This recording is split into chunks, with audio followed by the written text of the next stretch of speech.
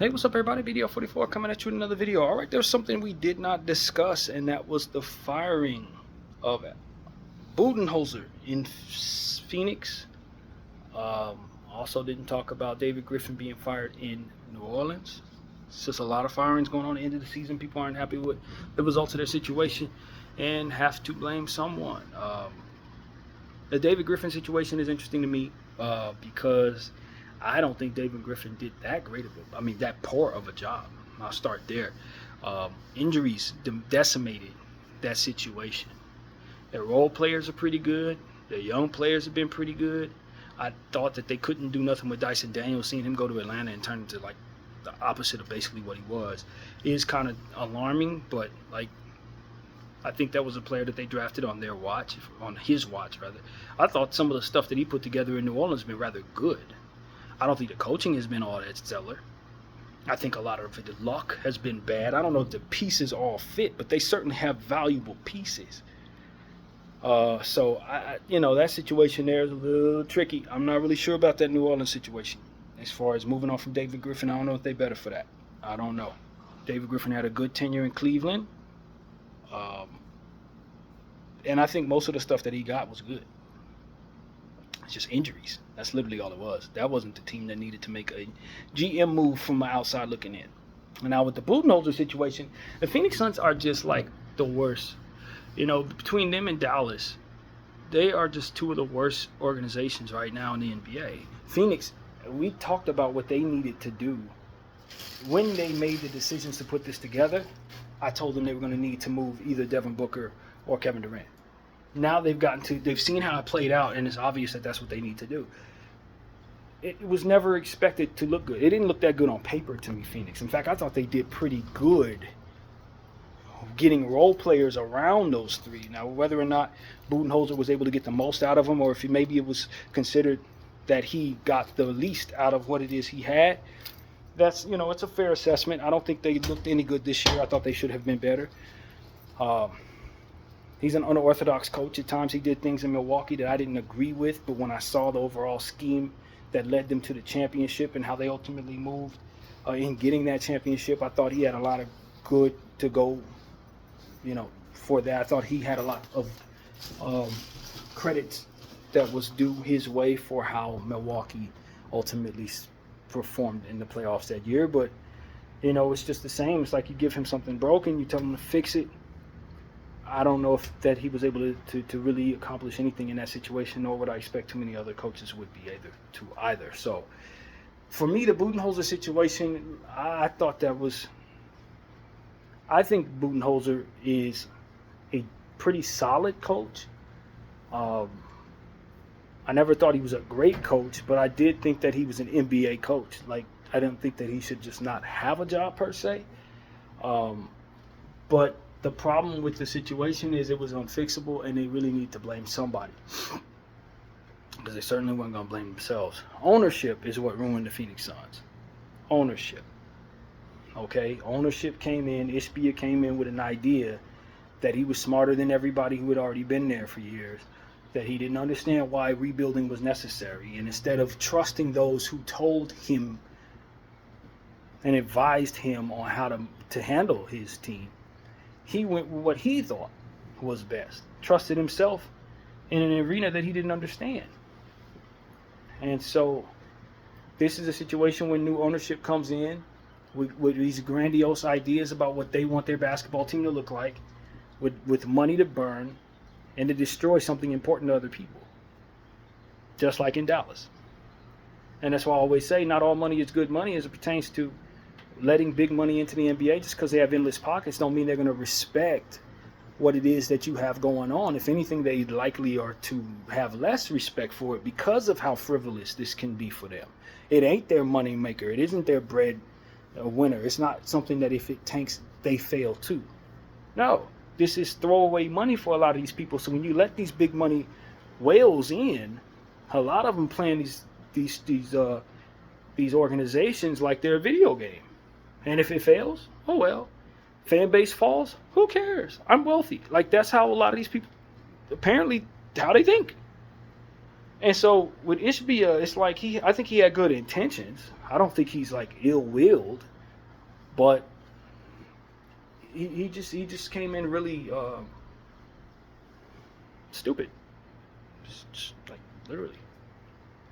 You know, when you don't value the experience of those who advise you, it's just like as someone who's going to be in a situation, legal matter, and they're not listening to the lawyers. It's the same thing.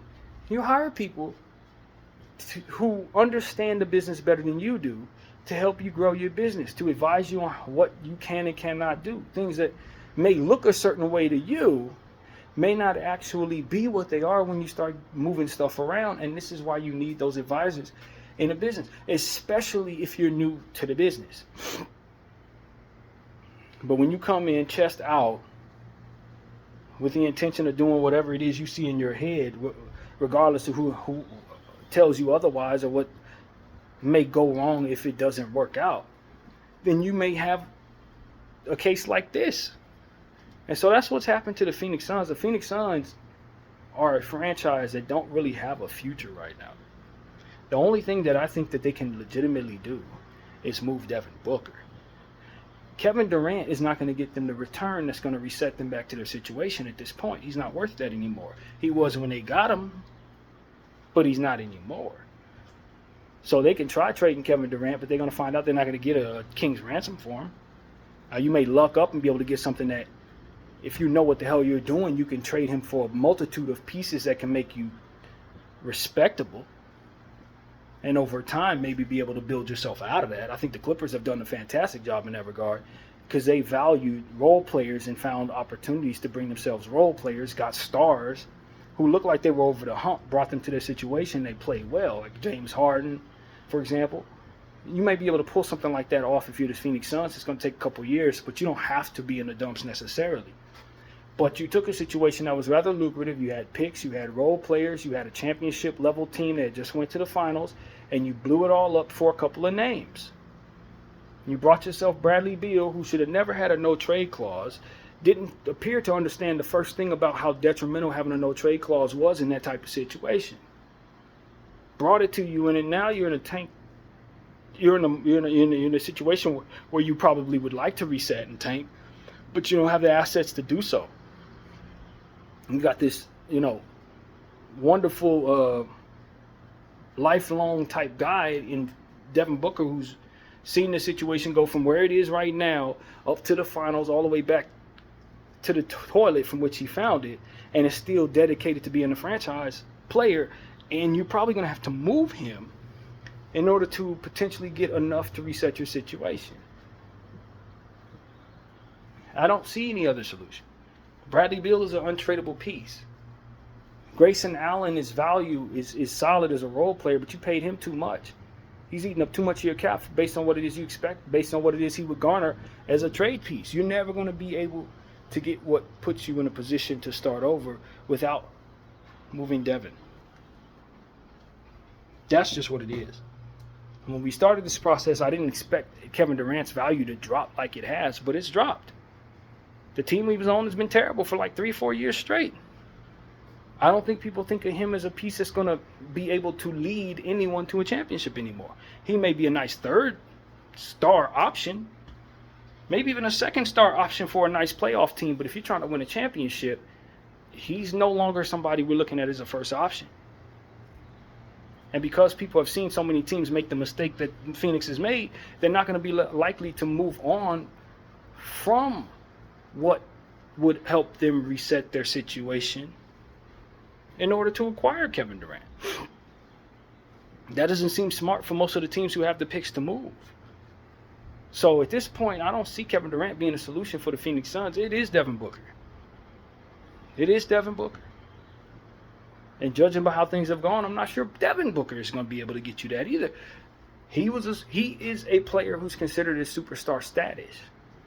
But he has been somewhat outsaturated by other stars that has come into the league himself in terms of his own value versus the field.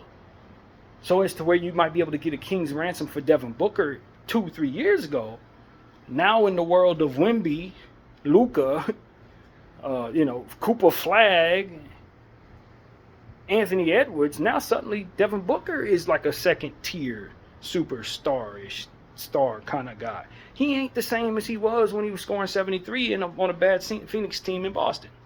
So for me, it's like, I don't know that they have a solution in Phoenix. I think they probably just have to ride this out for like 6 or 7 years, potentially trying to get the best role players they can get, maybe get lucky in the second round, accumulating second round picks and trying to turn them into first over time. Because tanking, they don't have their own picks. You may be able to move Devin Booker to a team that has your picks. I think, who has your picks? Is it Houston? You might be able to swindle Houston into returning your picks to you if you give them Devin Booker or Kevin Durant. But, like, that's the best path forward for the Phoenix Suns. Is the same thing that the Brooklyn Nets did, which is to try to reacquire your very own picks. That's the solution. You got to find a way to do that. And I don't know if they have the assets to do that.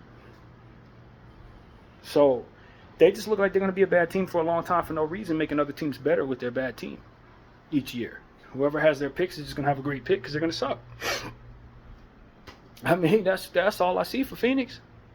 It's hopeless. Their fan base might as well just accept the fact their team's going to be bad for a little while, man. Now, there are ways out of that. Like I said, the Clippers found a way out of that. You look at where the Clippers are right now. They feel pretty confident that they can do some good things in these playoffs. They were in the same situation. I didn't see much hope for them. So there are ways to get yourself out of this, but I don't know that the Phoenix Suns are going to be able to do that. They don't necessarily have the LA market in a brand new stadium that's going to attract people like Derrick Jones Jr.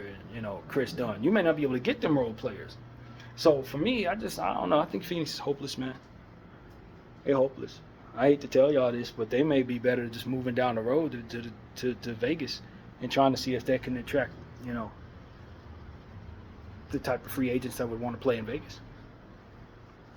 I don't think they can benefit with this much of a disadvantage as a small market team in the middle of the damn desert. You don't want to be in that market with these problems. You don't. So I think the Phoenix Suns fan base is, they're in a weird spot. Because Matt Ishbia came through, took something that was really good, smeared boo-boo all over it, and then said, oops, I'm sorry. Like, it's kind of ruined, buddy. You ruined it, like, literally. But we told you that when you did it. You see what I'm saying? It's not like people didn't see this coming. You were able to see this from a mile away. And these are the conversations we were having about Phoenix when he said he wanted to do this before he even did it. We said, okay, this is how it's going to look. This is where it's going. I blasted him on my channel before the Kevin Durant move was made. When they were rumoring about moving all that stuff to Brooklyn for Kevin Durant, I blasted them and told them, yo, you don't do this. Don't do this. Not bringing back picks and stuff like that. Don't do this. And they went along with it, and it's played out exactly the way I saw it would. There's only certain ways certain things are going to play out in this NBA. It's only 30 teams. It's only but so many places certain things can go. Players can go. It's only but so much that can take place within that confine of that arena. So it's like Brooklyn's failure was foreseeable, and Phoenix just took what Brooklyn did after they did it and said, I'm going to top that by doing it worse, basically. It's like he looked at what they did in Brooklyn and said, yo, I can do that too. You ain't getting the same results Brooklyn getting. Only Brooklyn has the New York market. You're in the middle of the desert. So I look at Matt Ishbia and say, bro, you just ruined your team. That's all it is. You came to Phoenix, you ruined your team, bro. And you could fire Frank Vogel, you could fire Budenholzer, you're going to fire the next guy too, because the situation is broken. And it's because of your choices to come into this NBA, ignore conventional wisdom, ignore your advisors, and try to play 2K with a real basketball team. And the fan bases are the ones that end up getting the worst of it. They're the ones that suffer. So I can tell you, if people don't get extremely creative, the two worst teams in the NBA going forward are going to be the Dallas Mavericks and the Phoenix Suns. You can count on them being in the lottery every year. You can count on them not being able to improve their team because they don't have their picks. Now, I'm not sure Dallas doesn't. Dallas may have their picks, but Phoenix don't have their picks. They don't have their picks. And if I'm not mistaken, Dallas got rid of a lot of picks too. So it's going to be a while, man. They may be able to improve their team by kicking the can down the road over in future seasons, by trading away even further down the road future picks to improve the team they have in the current times 2 years from now. Trading picks from like 2036 or something like that to improve 2028. And maybe you get lucky and be able to get something valuable that you can trade that brings you enough value to fix your team. That might be a solution. But you're still kicking the can down the road, mortgaging more of your future. It's just, no GM is going to be able to necessarily turn them into a champion without getting completely lucky. You got to be able to get a Draymond Green and a Ginobili in the second round type stuff. This is the type of things that you need to have happen in Phoenix, in my opinion, for them to get to a championship level. So, yeah, the situation is ruined, man. It should not have been allowed. I look at the NBA, and I look at Adam Silver, and this is going to be, I don't know if many people are going to agree with this, but I look at Adam Silver and say, this happened under your watch. This happened under your watch. It's just like the dog ate the homework routine. Why was the homework anywhere near the dog? Why would these people even be in a position for which to tank franchises like this? You're the commissioner. You didn't have any sway. And I look at the commissioner's bosses, the rest of the ownership, the other 28 owners. Y'all didn't have any other sway to assure that none of your peers were able to come into this arena and destroy two of your markets, two of your teams? Y'all couldn't come together and be any more competent as to not allow this to be possible? That's what needs to be said there. We can get mad at these dumb owners all we want, but that these people were able to do this, that they were not restricted from being able to tank franchises with new money and stupid ideas, is the problem there. That's the problem. So that's my point of view, man. I don't know, man. You ruined a couple franchises. Pretty solid Western Conference teams are in the absolute toilet. I don't know if this isn't a grander scheme to balance out the power in the Eastern and Western Conference. If you have two teams swallowed up by just stupidity in the Western Conference, maybe it makes it a little easier for the East to keep up. I don't know, man. Conspiracy theories start coming to mind when I start seeing stuff like this. But all in all, Budenholzer, he's probably best for getting out of there anyway.